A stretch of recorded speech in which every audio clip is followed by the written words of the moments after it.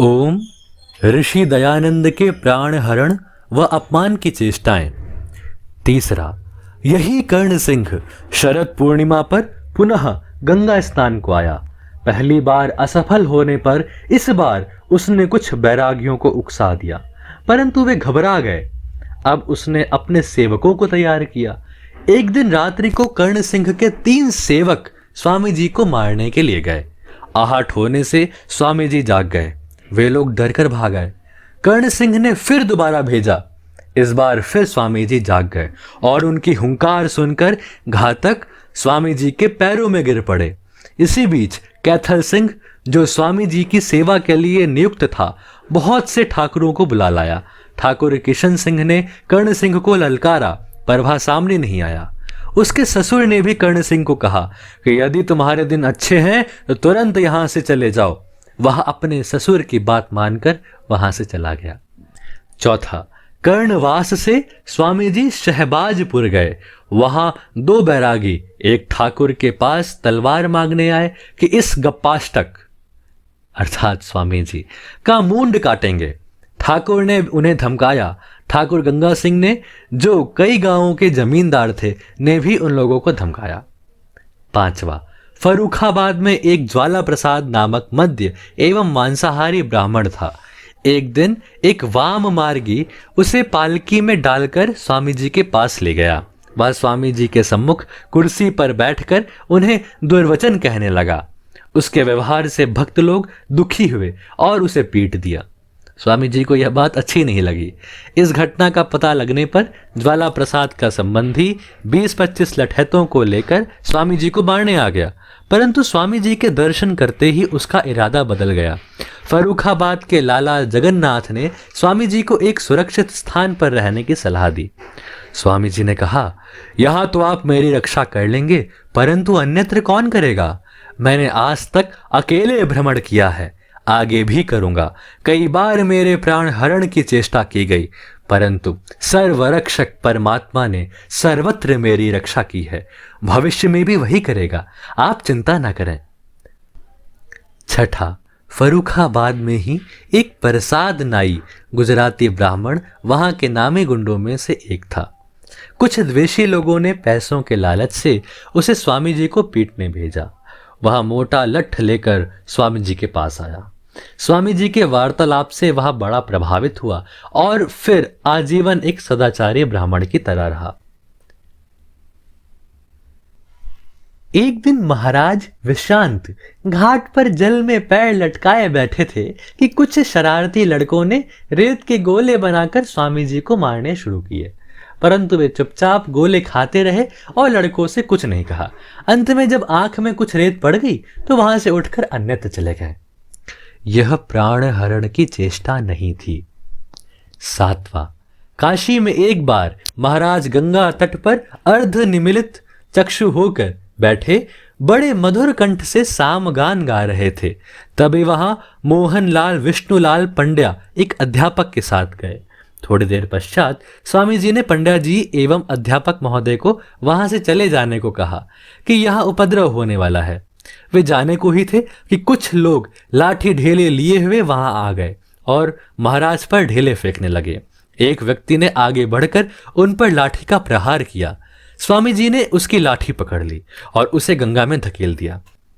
फिर निकट के एक वृक्ष से शाखा तोड़कर प्रहार करने वाले लोगों से बोले, आओ मित्र, अब प्रहार करो, मुझे निरा साधु ही ना मानना। उन्होंने कई पर प्रहार किया। वे लोग भाग गए। स्वामी जी गंगा में तैरने लगे।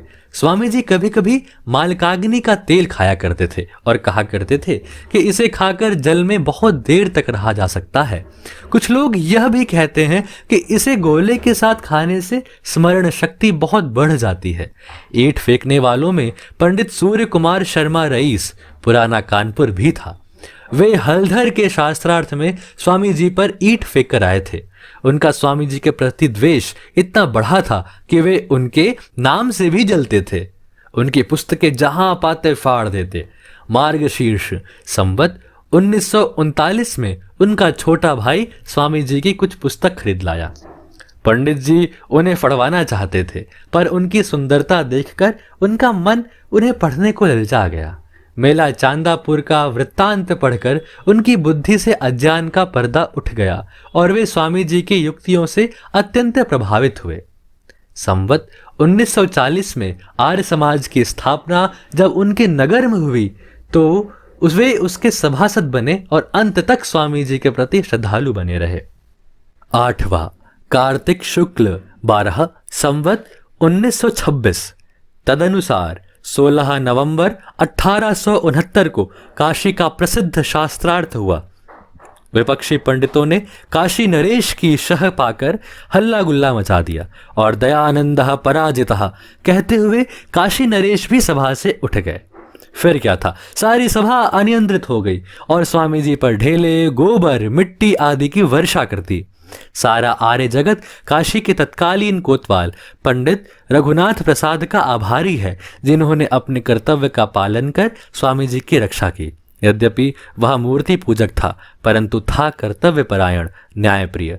जब स्वामी जी पर गुंडे ढेले, गोबर, ईंट आदि फेंक रहे थे, तब स्वामी जी ने पंडित जवाहर दास उदासी को कहा कि आप निश्चिंत रहें, ईश्वर मेरे साथ है, मेरा कोई कुछ नहीं कर सकता।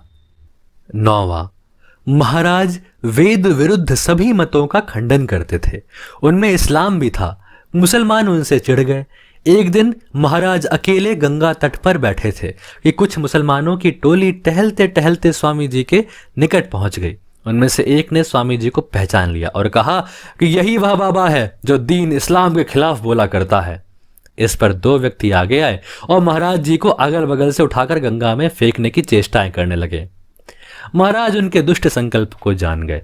उन्होंने अपनी दोनों भुजाएं इस प्रकार चिपका ली कि दोनों युवक के हाथ मानो शिकंजे में कस गए।